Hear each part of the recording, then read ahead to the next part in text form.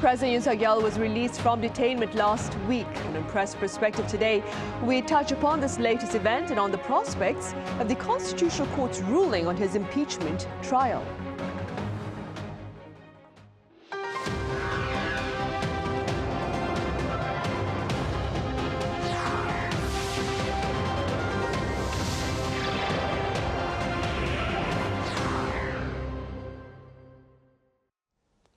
Hello and welcome to Press Perspective. It is Friday, March 14th here in Seoul. I'm Min Sunhee. Contrary to initial expectations, the Constitutional Court has yet to share its ruling on the President's impeachment trial, as he now resides at his official residence following his recent release from detainment.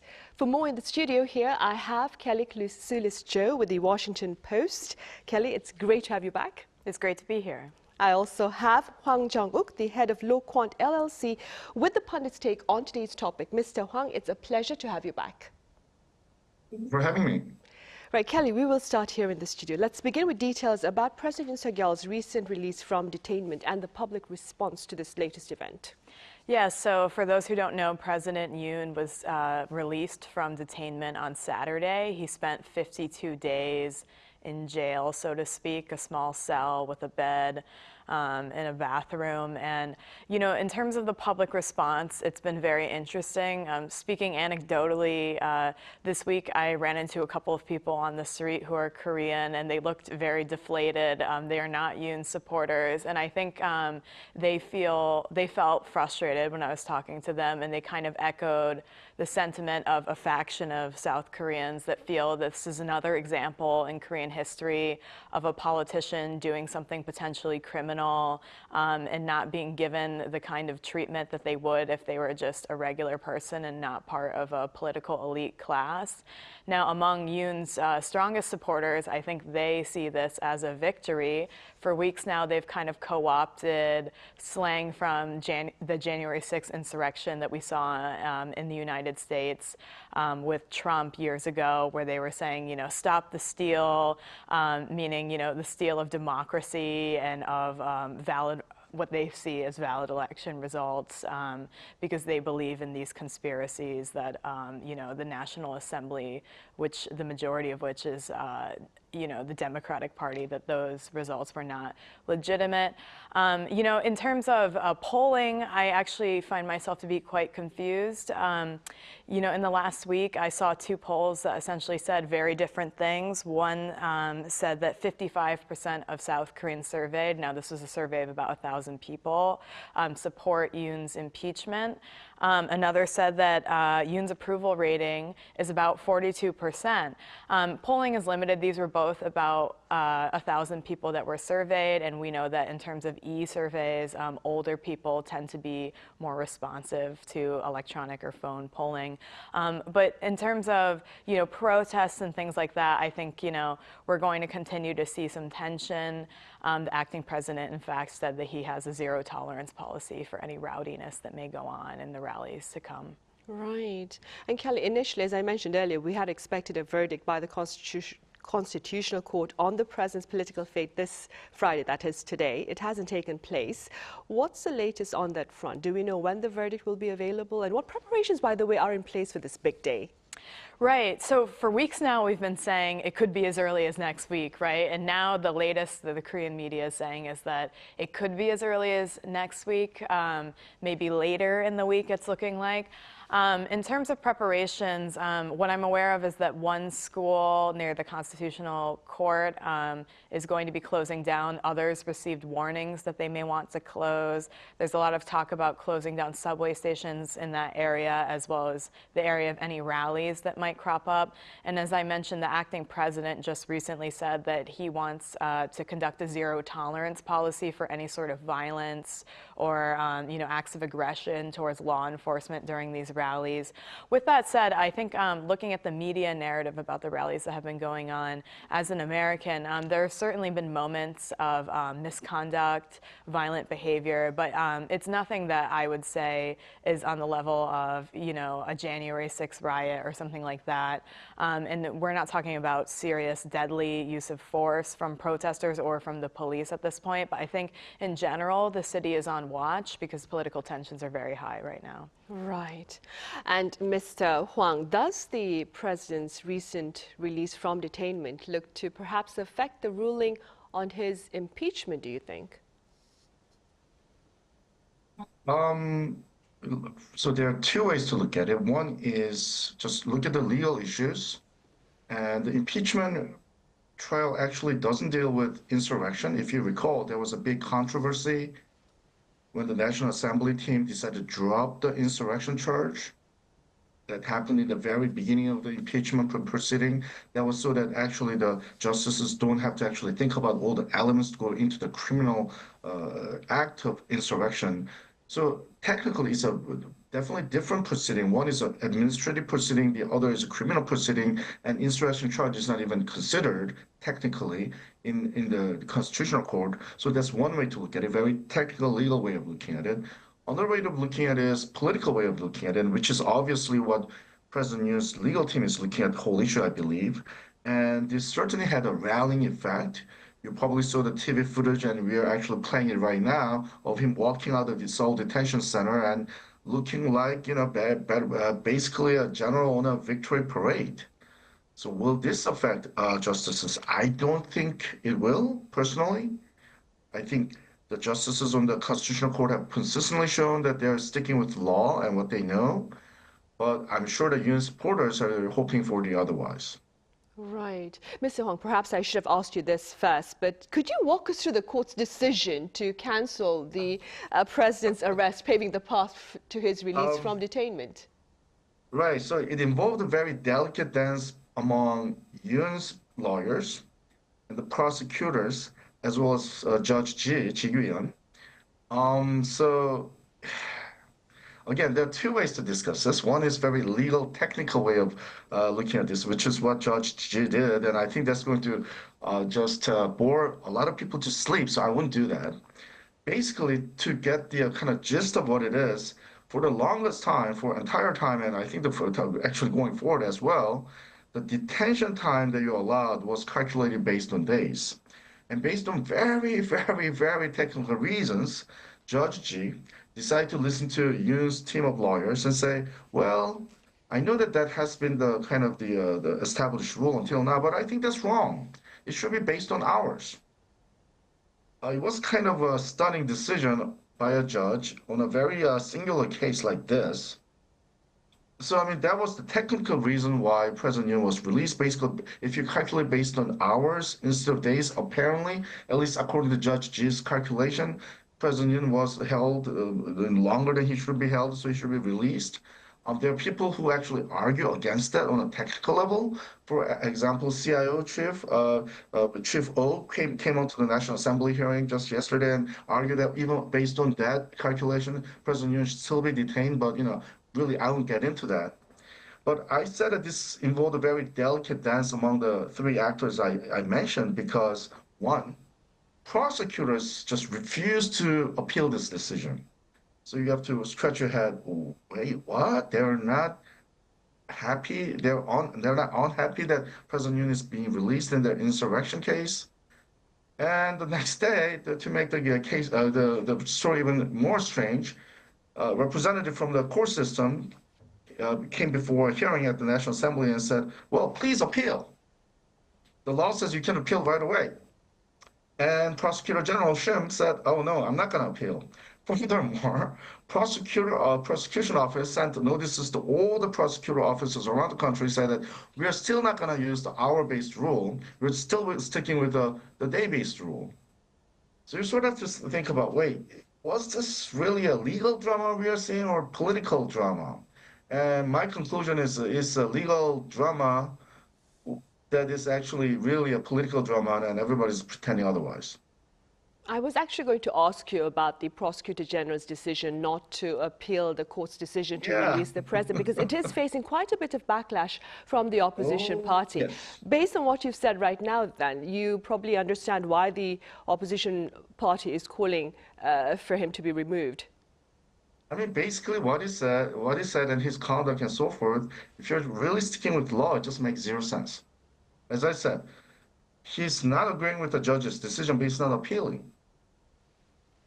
So judge's rule is now kind of, I guess, the rule of the land, and there's talk of a whole bunch of people who think that their detention is wrongly calculated. So prosecutors are now suddenly, dealing with this many cases where people are saying that, hey, new rule be applied to my case, and now prosecutors are also telling all the prosecutor in the country, no, we're not going to use the new rule, but we're still not going to appeal the decision. I mean, the court's representative yesterday said that the prosecutors have until today, Friday, to actually appeal the decision. And obviously, Prosecutor General Shim said no.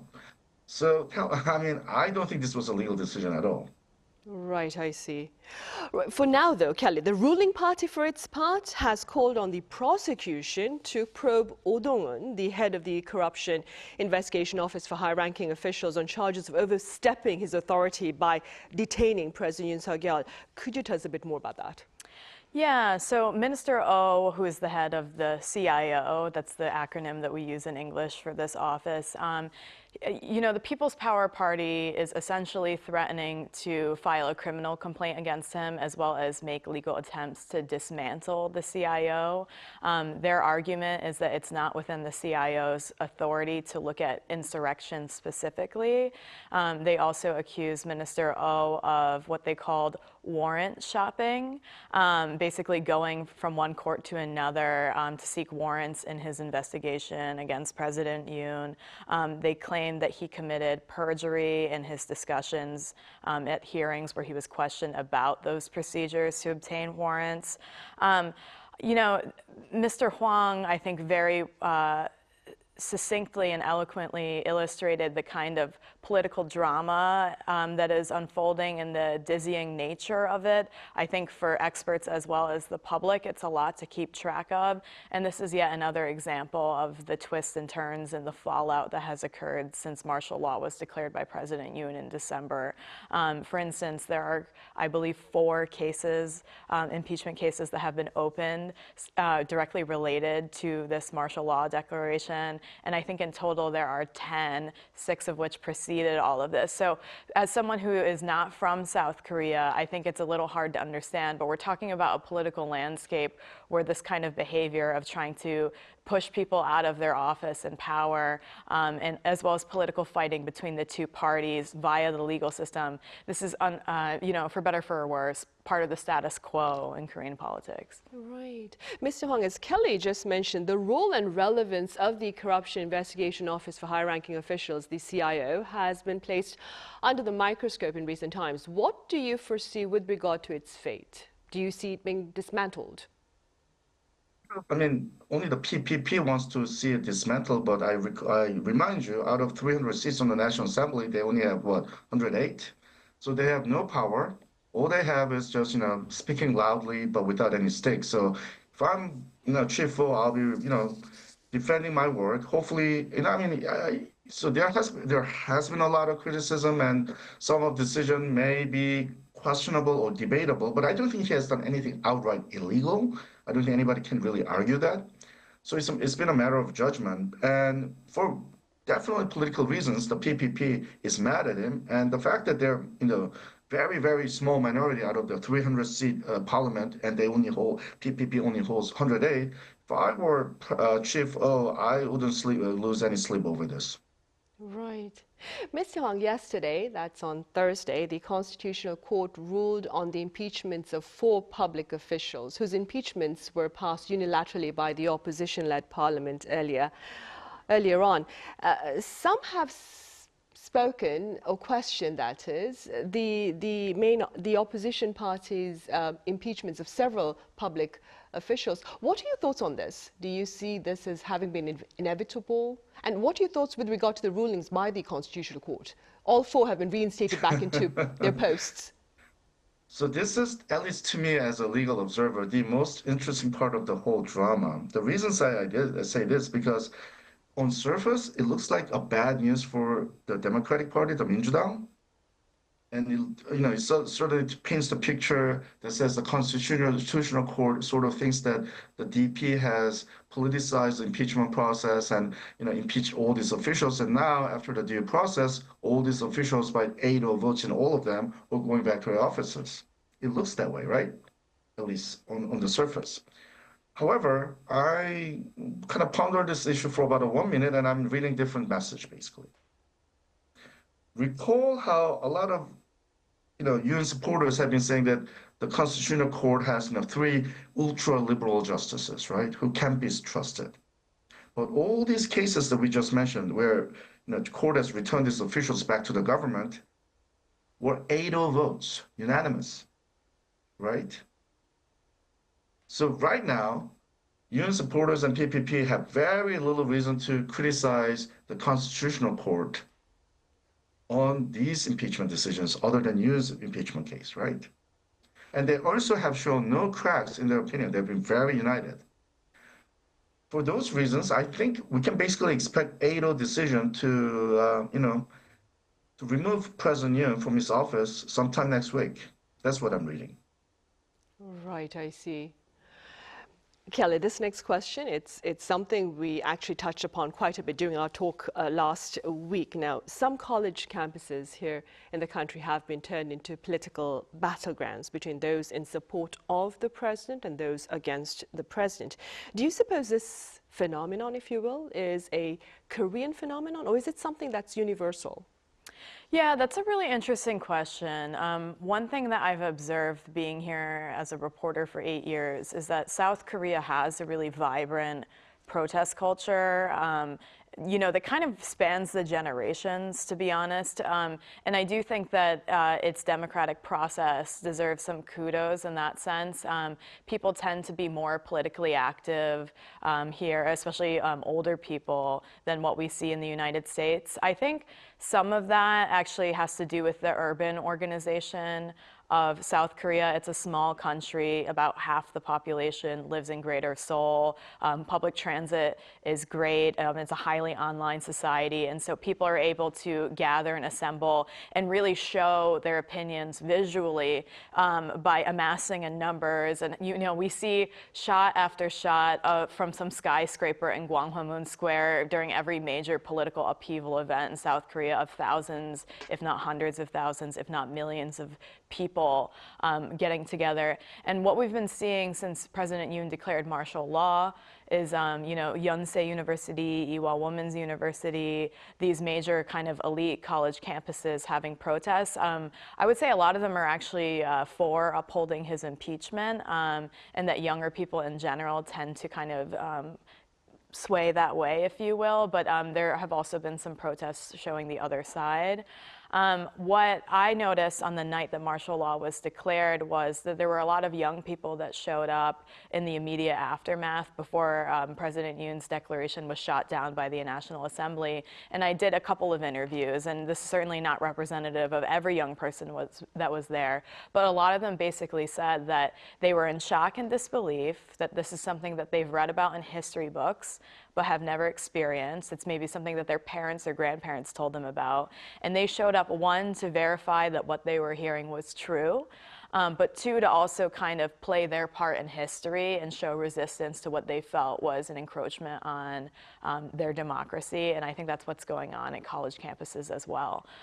In the United States, I would say the closest thing we've seen to mass student protests that you've seen in South Korean history in recent years is maybe the Women's March or some of the protests that are going on against the war in Gaza currently. Right. Mr. Hwang, if memory serves me right, I believe last week we spoke about the public polarization here in South Korea, given the political events.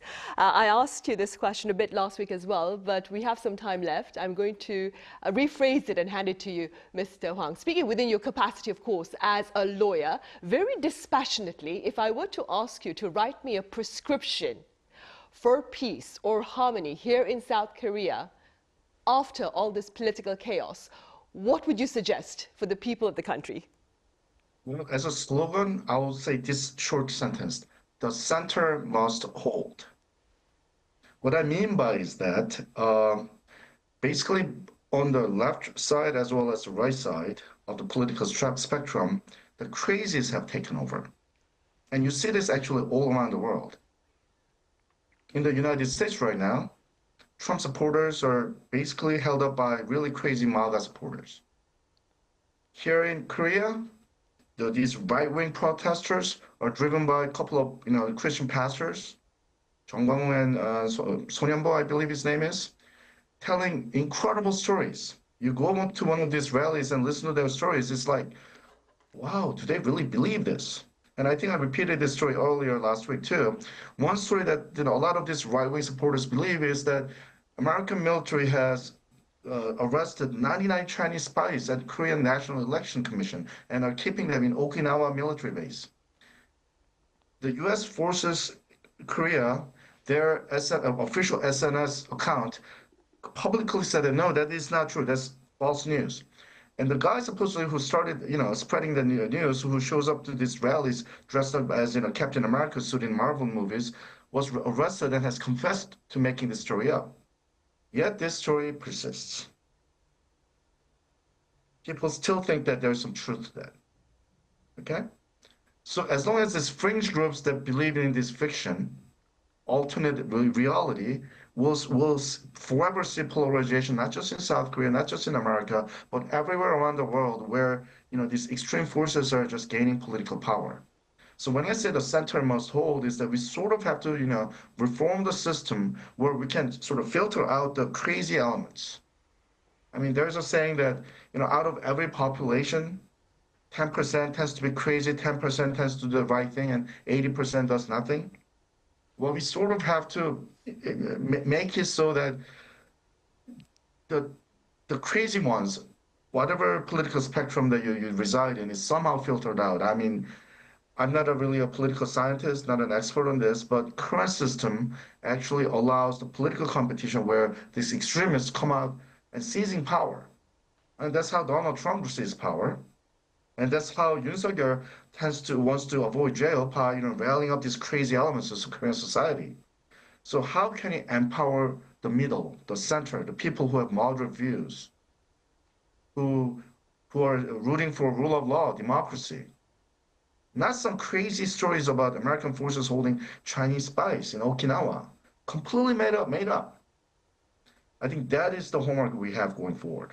Right, Mr. Hwang, I'll take your metaphor. The center must hold then. Thank you so much for your time and your thoughts today, Mr. Hwang. And Kelly, thank you very much for your insights. Thank you. Right, the Constitutional Court has yet to share a date for its verdict on the president's impeachment trial, but many pundits believe the ruling may take place next week. And if that is indeed the case, we'll have more on the foreign media's perspective during our panel sessions then.